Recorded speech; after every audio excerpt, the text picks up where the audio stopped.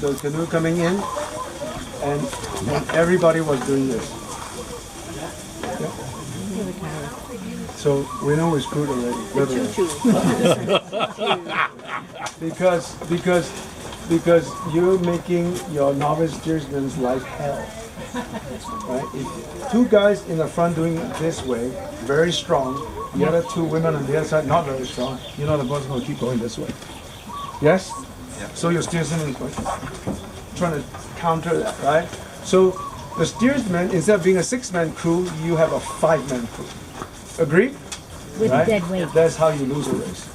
So I love paddling. The only reason I paddle in team because I happen to be able to paddle with Bruce Ayau, who's probably one of the best steersmen in the world. He never, well, if you've watched the race video, he rarely ever pokes, right? There's no poking. You are paddle, right? Because if your crew is paddling straight, you make your job, steersman's job a lot easier. He doesn't have to poke, because every time you poke, what are you doing? You're stopping the boat and turning, right? So don't poke. So if the more disciplined your crew, can I borrow your pen? The goal, the ultimate goal all the time, whether in a 1-man or the 6-man, is to have both sides of the boat paddle moving vertically, yes? Rarely does this happen. So don't feel bad about it. All our racing crews on all the other clubs, rarely does this happen, right? The goal is to get it away from this, incrementally get it to more to this. Yes? Yes? So, and then some people say, well, this is unique to our rigger because I'm telling you. So don't be non-existent, right? Because even in, I'm one of the few guys that does the surf skis. And the reason why I took up surf skis, I realized when in outrigger, I tend to lean on my left cheek too much on the outrigger. We all do that on a 6-man. Because when you get out your 1-man, that's why your left butt hurts. Because what you're doing is you're clamping down on that, either your sciatic nerve or that big artery that goes down your butt muscle. You just stop blood flow. That's why then you can't feel your feet, right? So I like doing the surf ski because I never feel that. Because in the surf ski, most people come from a recreational kayak background. They paddle like this. Guess what? In the canoe and they also paddle like this. So what they don't realize in a big fat classic kayak is good reflexes. So you're waddling through the water. So if your canoe is waddling through the water, you're making your life so much difficult. You got to put the effort into it. The effort into going fast in a straight line. This physics. If you are, I tell people, most of the guys I train, you always want to have what I call a marker, your point. Your maximum deflection of your nose of your canoe should be 11 o'clock to 1 o'clock maximum.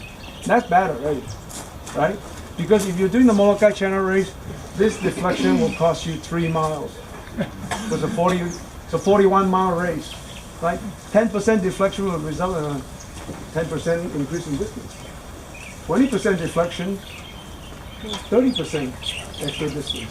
So you're gonna kill yourself. So what if you look at Olympic kayaking at the Olympics and top surf ski, the blade is also entering vertically. It's not this. You see people who don't know how to do it this way. Because what I'm trying to impress upon you is a universality to biomechanics and physiology and physics of all moving hulls in the water. There's no exception to the tool. That's just that, 1-man. Some people paddle different than 1-man. I say, why? You're working in the same ocean with the same physics of hydrodynamics. So I don't want you to tell me, this is a different stuff. No. The physics of it doesn't change. So if you're paddling correctly, the blade catches here, in surf ski, if you pull it past your knee, you're screwed. Because you see, just like an outrigger canoe blade, maximum, okay, we'll go back. What you're trying to do in any watercraft, let's tie the physics of the boat to the biomechanics of the human body. The best way for a boat to go fast is what? Get more of the hull out of the water, right? Are we agree? Then you can plane easier, you paddle easier. So that's why in a dead start in a regatta, you take big stroke to get the boat up. That's why I thought, let's lift the boat and plane. So I'm talking to Leila too because she's a competitive paddler. She understands this, right? You take 3 big strokes to lift the boat, right? And that stroke, the first 3 strokes, if you yank with your bottom hump, all you're doing is just making a big air bubble, the boat's not lifting. You are sinking. That's why the first strokes are all traction, very little speed. It's all to get the boat up and moving forward. Once you're moving forward, right, maximum lift is achieved from 45 degrees to 90 degrees, right?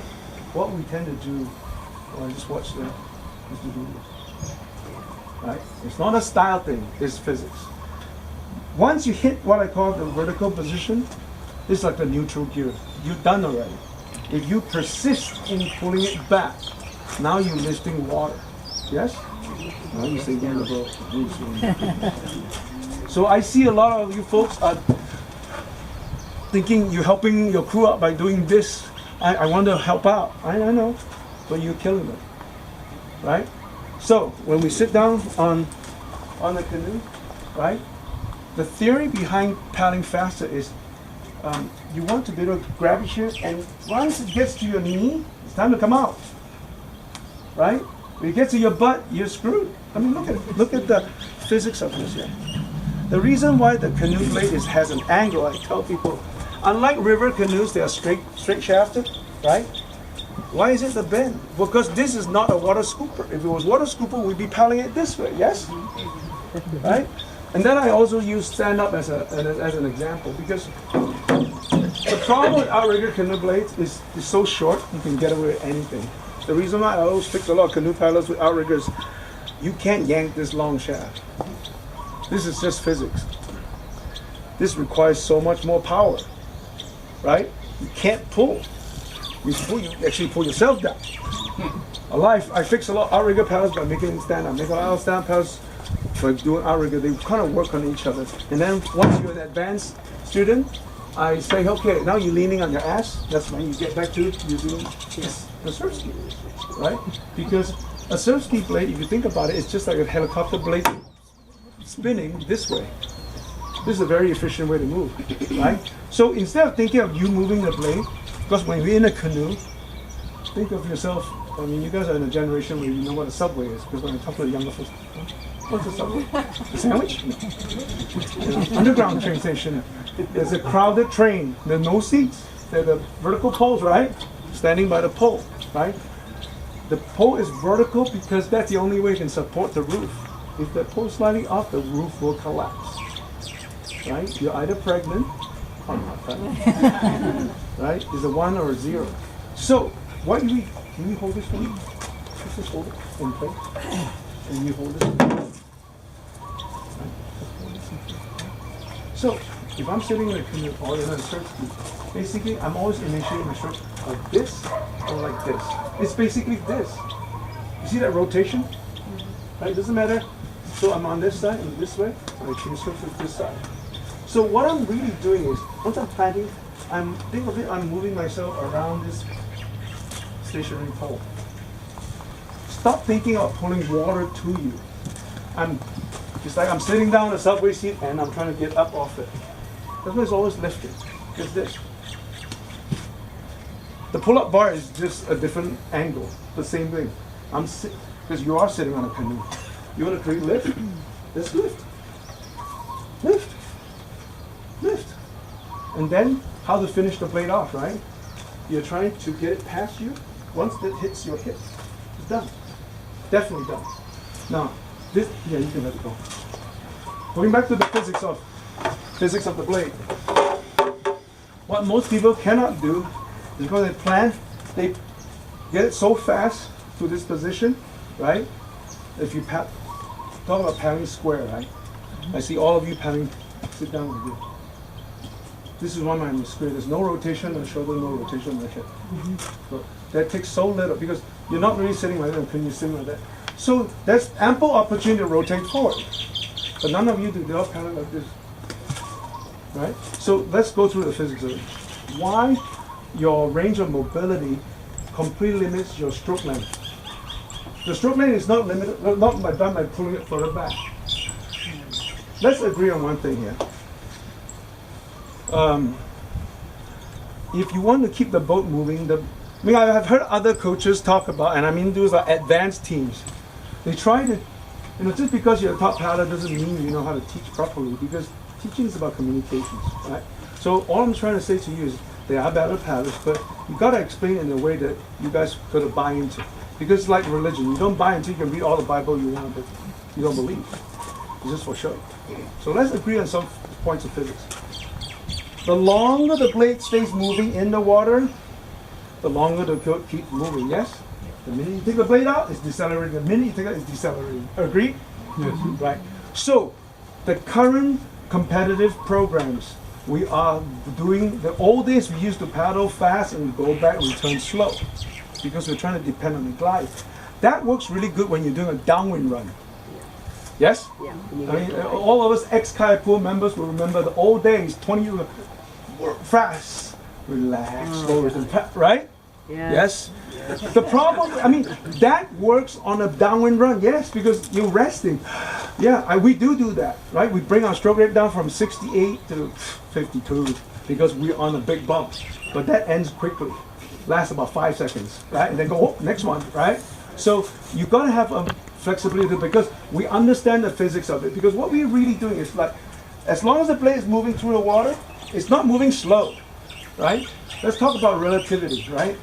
If your blade is moving faster than the canoe is moving the other way, you create a cavitation bubble in the blade. Agree? Right. That's why you lost traction. You can generate a lot of power. I mean, you can use a lot of energy to make that cavitation bubble. You know, when like this paddle, just like the board we make is used called vacuum bagging. You use vacuum to suck this down to make it. It's very strong force. Well, it's very hard and it takes a lot of energy to make a vacuum bubble in the water. You can hear it when we do this. You can hear the slurping down, right? Because water's flowing around the front of the blade to fill in the hole that you made. It's because you have, the common term is because you have no water feel, right? The difference between an advanced paddler and a non-advanced paddler, it's got nothing to do with fitness. I see a lot of fit guys that left in the bushes. And then I see some, you know, Aaron Napoleon is a perfect example. Oh, yeah. He's like got a pot belly, he drinks too much, he's actually drinking way too much. When you do a one-man race, you're gonna come in 5th. Oh, yeah. And the guys who are super fit, like, come in 25th. Why? Because he's got such good water fuel. He milks every ounce of motion the ocean will give you. So you gotta learn to always have that blade engaged in the water. So never move the blade faster than the water allows you. It's not slow. You're basically doing the contra direction speed. The boat moving four knots this way, the blade better be moving 4 knots. That's where you get to the Zen moment, like, oh my God, it's effortless, right? Yeah. And it's effortless because you didn't yank the crap out of it, because it's effortless because physiologically, you're using a big muscle that takes no effort.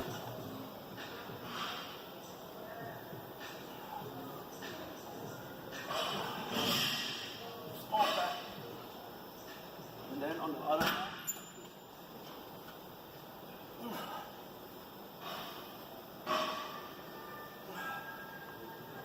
so you put your top hand there, go back. And you know what I just did? You see how I set up the stroke? It's just like subway station. I'm planting here, I'm moving myself up to it, right? So if you want to extend your length of your stroke, you know, you want to place your blade with the bottom hand, plant it, drive it down, and I'm sitting up my shoulder. You see how this is the motion you sit up with your head, yeah? Most people either paddle like this, they crouch over, right? The problem with crouching is you lock. It's not just your knees; your hips are locked. Therefore, you're unable to rotate. I always tell the guys, let's go in the boxing ring. We box like that. Yeah.